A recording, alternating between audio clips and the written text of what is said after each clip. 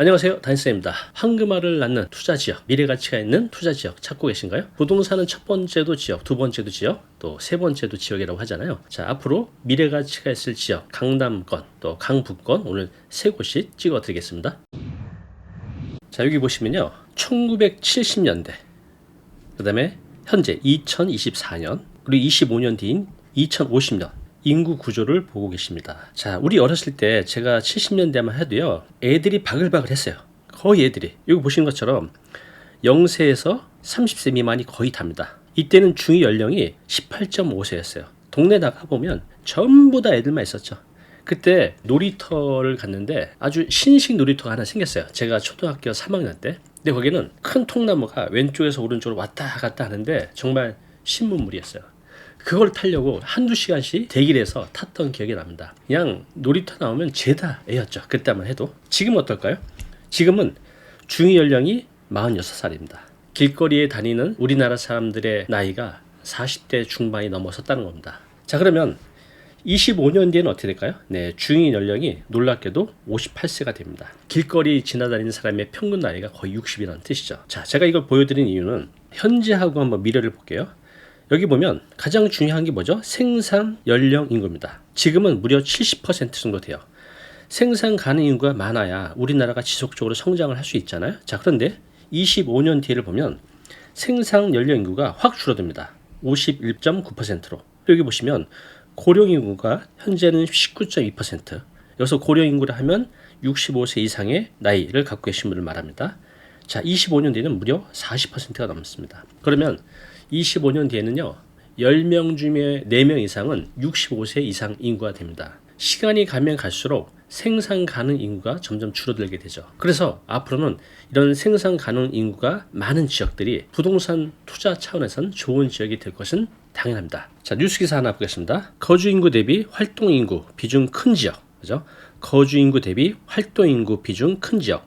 서울 중구 335%. 네. 지금 여기 지역 활동 인구라는 말이 나옵니다. 그죠? 요거를 알면 앞으로 어디가 좋아질지, 어디가 황금알을 낳을지 알 수 있습니다. 자, 제가 오늘 강남권, 강북권 세 곳씩 딱 찍어 드릴 테니까요. 끝까지 보시기 바랍니다. 자, 그러면 지역 활동 인구라는 개념을 알아야 되는데, 자, 이걸 알기 전에 거주 인구도 알아야 돼요. 자, 거주 인구는 뭐냐면요, 특정 지역에 살고 있는 사람 중에서 15세 이상. 자, 그런데 여기서 왜 15세 이상으로 했냐면요, 경제 활동이 가능한 나이를 기준으로 했습니다. 물론 이제 한 20세부터 하지만 15세부터는 일을 할 수는 있잖아요. 그래서 15세도 경제 활동이 가능한 인구라고 봐서 15세 이상 인구만 계산한 겁니다. 자, 중요한 건 이겁니다. 지역 활동 인구. 이것이 매우 중요합니다. 이 개념을 이해하고 이 통계 자료를 잘 보게 되면 어디가 좋아질지를 가늠할 수 있습니다. 자, 이것은요, 통계청에서 올해부터 지역활동인구 이 개념을 처음 만들어서 공표를 했습니다. 자, 이것은요, 지역에서 실제 활동하는 인구를 파악하기 위한 지표인데요, 여기에는 이 동네에만 사는 사람이 아니라 다른 지역에서 출퇴근하는 직장인도 포함이 됩니다. 이것이 굉장히 중요한 의미를 갖고 있습니다. 자, 그러면 이 두 숫자 차이가 왜 중요할까요? 거주인구, 그죠? 그 다음에 지역활동인구. 이것은 좀 전에 15세 이상 그 지역에 있는 경제활동 인구를 말씀드렸고, 지역활동 인구는 이거 플러스 이쪽으로 출퇴근하는 인구까지 포함한 겁니다. 그렇다면 거주 인구보다 지역활동 인구가 더 크면 좋을까요? 나쁠까요? 네, 좋은 거죠. 많은 인구가 유입이 되니까. 이렇게 되면 그 지역은 활력과 성장, 잠재력을 보여주는 중요한 지표가 됩니다. 자, 이렇게 거주 인구보다 지역활동 인구가 많으면 많을수록 좋아지는데, 자, 좀 더 구체적으로 보겠습니다. 자, 경제적으로 활력이 생깁니다. 지역 활동 인구가 거주 인구보다 많아지게 되면 그 지역에 일자리가 많고 경제적으로 활달하다는 뜻입니다. 자, 그러면 발전 가능성이 높아지겠죠. 활동 인구가 많아지면 그 지역의 발전 가능성이 높은 건 당연합니다. 사람들이 모이게 되면 상권이 형성이 되고 또 다양한 편의시설들이 늘어나기 때문입니다. 자, 그러면 어떻게 될까요? 부동산의 가치가 높아지겠죠. 활동 인구가 많아지면 거기 있는 분들이 처음에는 외부에서 출퇴근을 하게 되지만 가까운 주택을 찾게 될 겁니다. 그럼 주택 수요가 늘어나고 부동산 상승으로 이어질 수 있기 때문입니다. 자, 이렇게 되면 정책 결정에도 영향을 줍니다. 자, 지자체나 또 정부에서 이 데이터를 바탕으로 해서 여기가 점점 사람들이 많아지네. 그러면 교통, 주택, 상업시설을 좀 더 좋게 만들어 볼까 하는 정책을 만들어 갈 수 있겠죠. 자, 그래서 거주 인구 또 지역 활동 인구 요 두 개를 비교해서 이쪽이 많다고 하면 그 지역은 앞으로 좋아질 가능성이 높은 겁니다. 이 지역 잠시 뒤에 알려드리겠습니다. 자, A 지역의 거주 인구는 10만 명이라고 해볼게요. 그리고 이 지역의 지역 활동 인구 15만 명이라고 해볼게요. 자, 이건 어떤 뜻일까요? 자, 여기에 거주 인구가 10만 명이 있는데 지역 활동 인구가 15만 명이라고 하면 5만 명 차이가 나잖아요. 나머지 5만 명은 외부에서 유입이 되는 겁니다. 자, 그러면 이 지역은 경제적으로 활달하다는 것을 알 수가 있습니다. 자, 반대로 거주 인구가 15만 명이에요. 지역 활동 인구는 10만 명. 자, 이 말은 무엇일까요? 여기 15만 명이 있는데 잘 때는 여기 있는데 출퇴근할 때는 빠져나간다고 합니다. 그죠? 무려 5만 명이 빠져나가는 거죠. 자, 이런 지역은 주거 중심 지역, 흔히 이제 베드타운의 성격이 강한 곳이기 때문에 미래 가치가 상대적으로 덜하다는 것을 알 수 있습니다. 자, 그럼 이제부터 본론으로 들어가겠습니다. 여러분들이 궁금해하는 지역 활동 인구 비율이 높은 곳이 어디냐? 그것이 좋은 곳이잖아요. 자, 보겠습니다. 자, 1위가 어디일까요? 예상하셨나요? 강남구가 아니라 중구입니다. 2위 종로구, 3위가 강남구입니다. 그 다음에 영등포구, 제가 영등포구에 있는데 여기가 4위예요. 서초구, 금천구 6위, 용산구 7위, 마포구 8위, 성동구 9위, 마지막 구로구 10위. 구별 지역 활동 인구 비율은 이렇게 됩니다. 자, 이번에는요 한강 위쪽 또 한강 아래쪽 기준으로 순위를 한번 자세히 살펴보겠습니다. 자, 강북권역에 몇 개의 구가 있죠? 네, 총 14구가 있습니다. 1위 중구, 2위 종로구, 3위 용산구. 자, 이것은 이제 현재 활동 인구 비율을 보여주는 겁니다. 강북권 평균은요 지역 활동 인구 비율이 103%입니다. 자, 강남권 보겠습니다.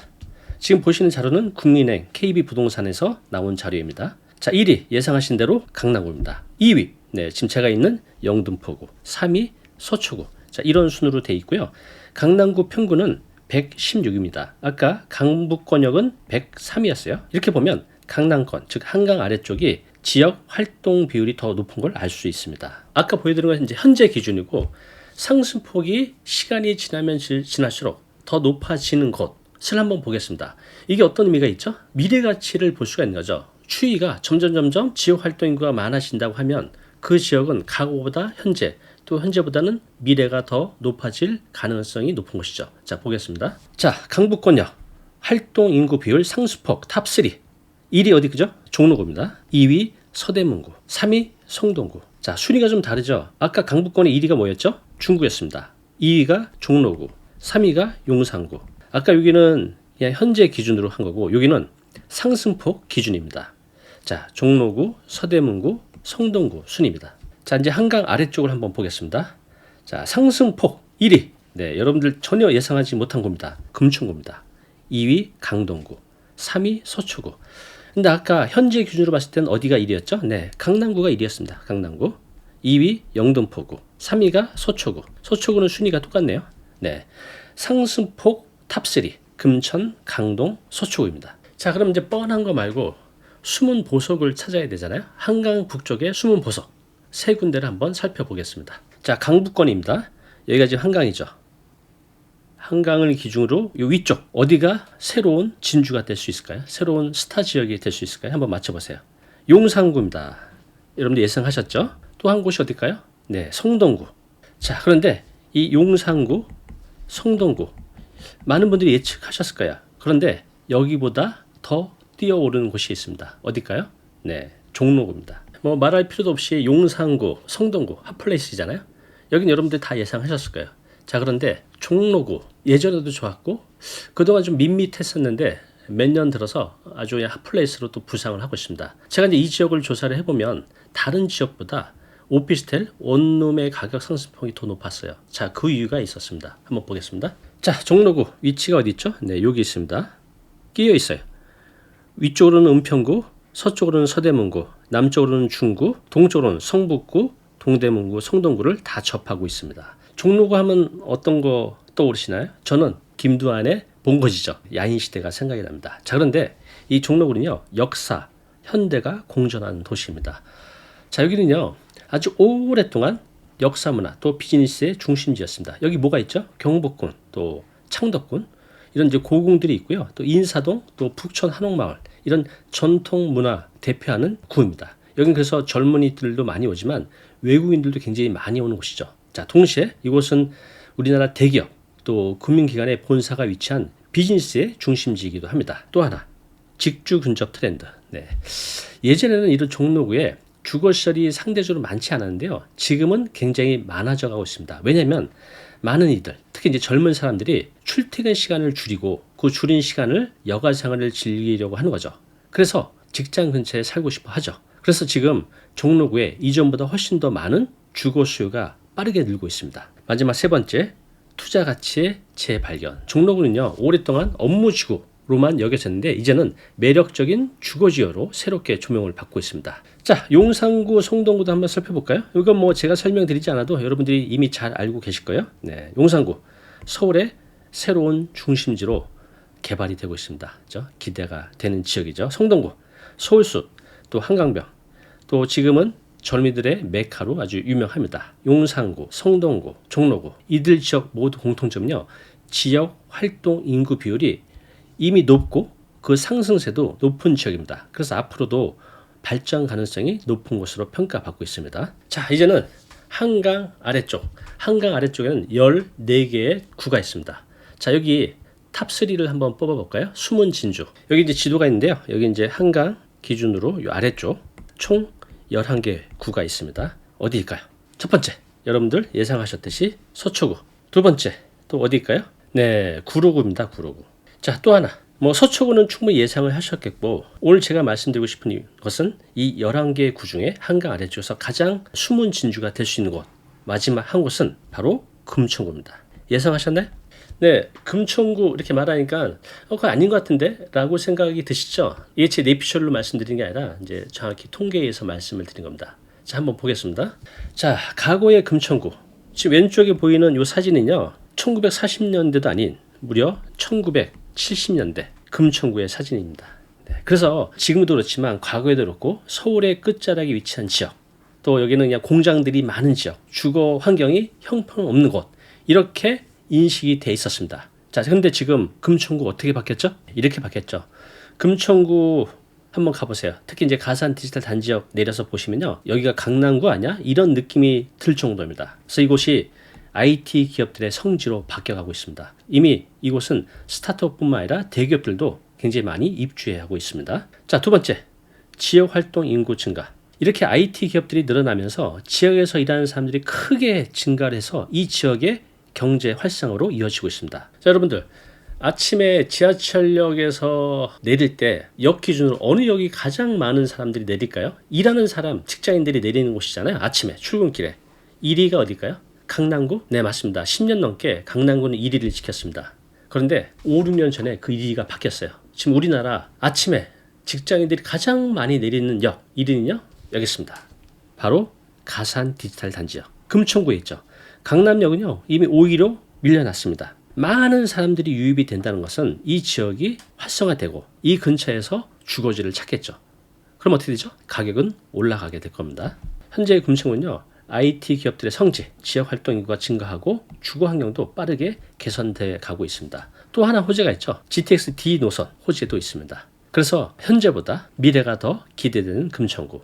자, 한강 아래쪽 숨은 진주 세 곳을 말씀드렸어요. 서초구, 뭐 여긴 예상을 하셨겠죠. 또 한 곳이 구로구, 또 한 곳이 금천구. 금천구 좀 전에 말씀드렸는데요. 자, 구로구 한번 살펴보겠습니다. 자, 구로구 어디 위치 있죠? 자세히 보겠습니다. 양천구 아래쪽에 딱 붙어 있습니다. 동쪽으로는 영등포가 있고 아래쪽으로는 금천구가 있습니다. 서울의 서남쪽에 위치해 있습니다. 여기입니다. 자, 현재 구로구는요, 많은 개발 호재들이 있습니다.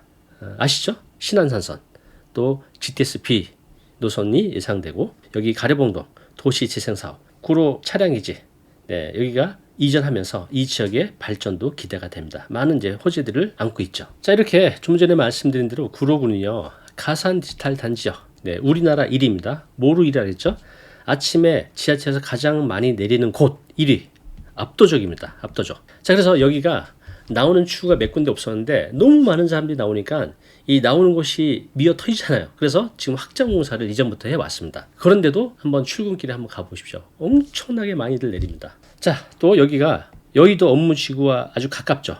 그래서 여의도에 있는 분들이 근처에서 주거지를 찾기에는 주거비 비싸잖아요. 그래서 이 아래쪽까지 많이 내려오고 있습니다. 그래서 임대 수요가 빠르게 늘어가고 있고 또 새로운 주거 단지들이 개발되고 있습니다. 쾌적하게. 이에 따라서 상권도 활성화되면서 제가 대학교 때만 가도 구로구는 전부 다 그냥 공장촌이었어요.